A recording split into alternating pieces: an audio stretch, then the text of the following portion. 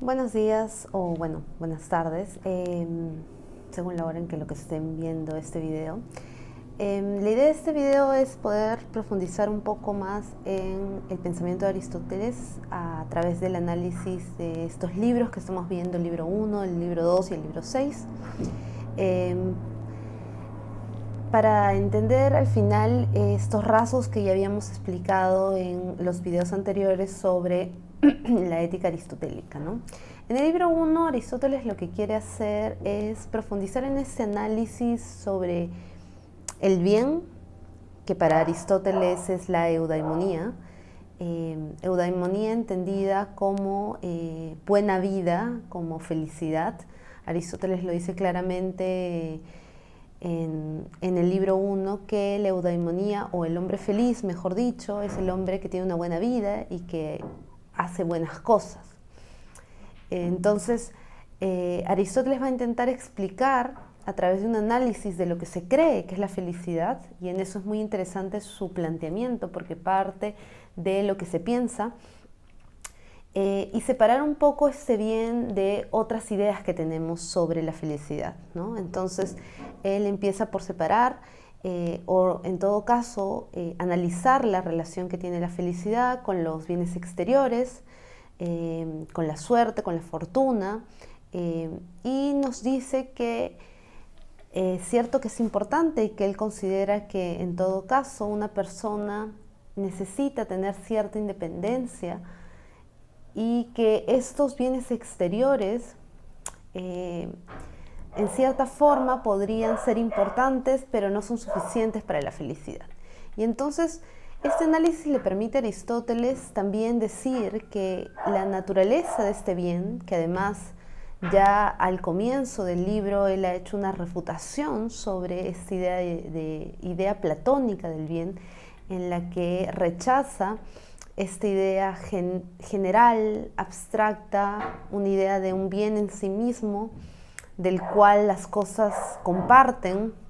su esencia. Para Aristóteles, y esto lo vemos desde la primera frase,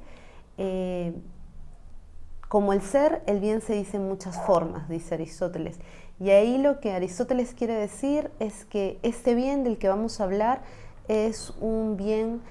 que es, en palabras de Aristóteles, también una forma de vida.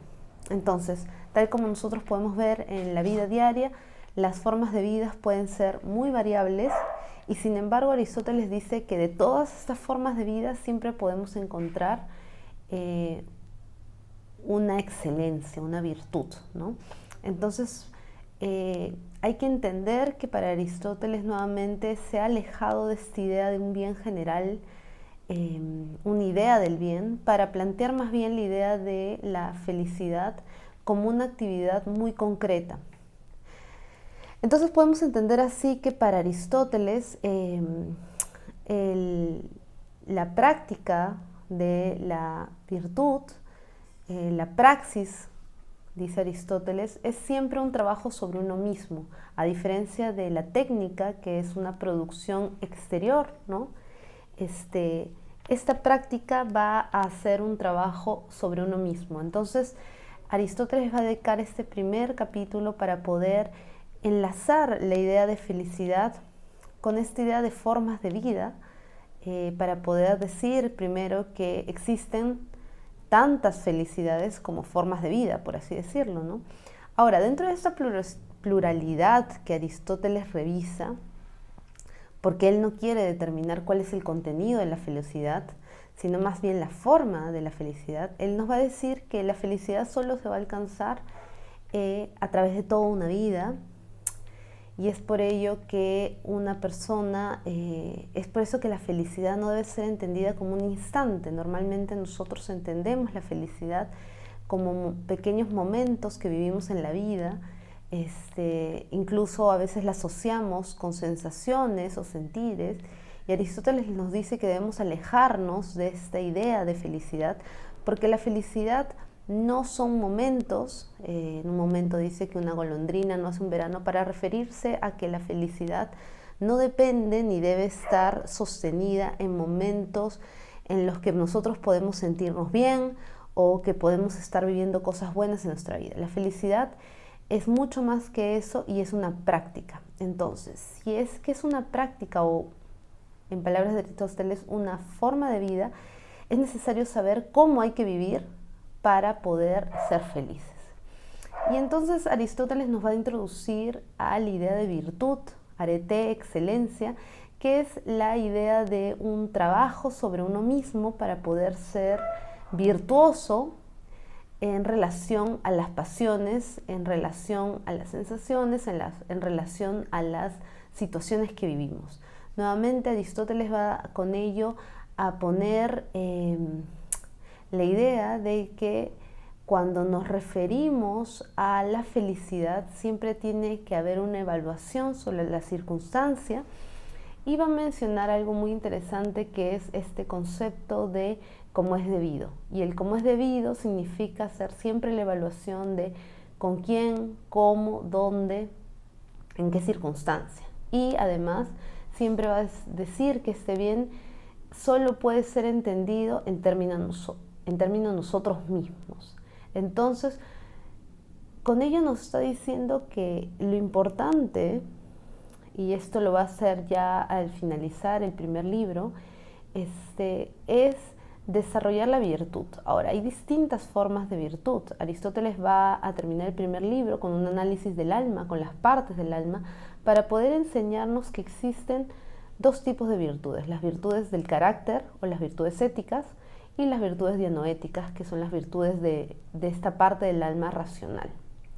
Las virtudes del carácter son importantes para Aristóteles porque son la base para poder alcanzar la felicidad, pero no son suficientes. Así como decía Aristóteles que la felicidad no depende de bienes exteriores, de la suerte, de la fortuna, porque eso haría que la felicidad sea pasajera, voluble, cambiante. Asimismo, Aristóteles dice que las virtudes del carácter son buenas porque nos muestran, o más bien nos determinan a actuar de cierta forma de acuerdo a las circunstancias. Entonces, él va a plantear que estas virtudes del carácter son buenas en el sentido de que el bien de la política, que no es diferente del bien de la ética, lo que busca es tener buenos ciudadanos sumisos a las leyes. Entonces, un buen ciudadano que además en la época de Aristóteles tenía que estar integrado en su sociedad, participar políticamente, pero incluso también, en el caso que sea necesario, pelear por su patria. Entonces, el ciudadano tenía que ser excelente y saber reaccionar frente a las circunstancias de peligro o de placer o de dolor, y por eso él va a insertar un nuevo concepto, que es el concepto del término medio. Le decía que las virtudes éticas, que son las virtudes del carácter, son la base, pero no son suficientes para alcanzar la felicidad. Y es porque para Aristóteles el que una persona sea valiente o sea templado le ayuda en todo caso a poder vivir en comunidad, pero la felicidad, para que una persona pueda ser feliz, va a necesitar la ayuda de la razón, porque esa es la función propia del hombre. Entonces ahí vamos a ver que Aristóteles en el segundo libro va a introducir nuevos conceptos que son importantes para poder entender la relación que él hace entre virtudes éticas y virtudes no éticas. Entre ellas, por ejemplo, está la episteme, está la frónesis, la sofía, y vamos a ver en particular la relación entre esta virtud, que es la frónesis, la prudencia, y también vamos a ver otro concepto que es el de la deliberación, ¿no? La búlesis. Esto, para poder entenderlo, es necesario, dice Aristóteles, porque al final, como les decía, o sea, ser virtuoso, tener virtudes del carácter nos ayuda a vivir bien en sociedad, y sin embargo siempre necesitamos un nivel más para poder hacer un análisis sobre lo bueno y lo malo, sobre lo correcto y lo incorrecto. Y ahí ingresa en este análisis de Aristóteles frases como la buena razón, la recta deliberación, que son lo que va a ayudar a que podamos cumplir con esta idea de felicidad, podamos alcanzar, mejor dicho, esta idea de felicidad que Aristóteles nos plantea. Entonces, como para cerrar este libro, Aristóteles ha descrito ya esta idea de felicidad en la que es un bien en sí mismo, que no se busca por otra cosa, es un bien que se basta a sí mismo, que no necesita el placer como añadidura, porque la persona que tiene una forma de vida, así como el músico o tal vez el constructor, y que es además excelente en lo que hace, no va a necesitar o no va a tener tal vez la necesidad de hacer que esa actividad sea placentera, porque la actividad misma es placentera en sí misma, ¿no? Pensemos en ciertas formas de vida, una persona, un atleta, un músico, probablemente ninguno de ellos tenga ningún problema de practicar esa actividad que ellos tienen, van a sentirse no solo felices, sino que se van a sentir realizados. Entonces hay que entender que para Aristóteles la felicidad cumple ese mismo patrón. Es un bien en sí mismo que no rechaza ni, sino más bien incluye esta idea de placer dentro de esta forma de vida, ¿no? Aristóteles dice que también debemos alejarnos de la idea de felicidad como un plan de perfeccionamiento o un camino ascético donde la actitud debe ser la impasibilidad. No, para Aristóteles más bien, al entender la felicidad de una forma tan concreta, sabe reconocer que en estas actividades diarias que uno tiene y que forman un hábito y que forman una costumbre y que forman un carácter, todo eso que es una forma de vida, lo que nosotros entendemos como formas de vida y que pueden ser plurales, pueden encontrar en sí mismas a través de una práctica correcta que va a ser ayudada a través de la deliberación y de encontrar siempre el término medio entre dos extremos, entre dos excesos, digámoslo así. Podemos encontrar en esa virtud el camino para conseguir la felicidad. La felicidad entonces no es una propiedad o no es una facultad que puedan alcanzar los niños, porque les faltaría experiencia y además les faltaría vida, ¿no? Aristóteles dice que la felicidad solo vamos a poder decir que una persona fue feliz al final de su vida, haciendo una contemplación de la vida entera, porque no puede ser tomada por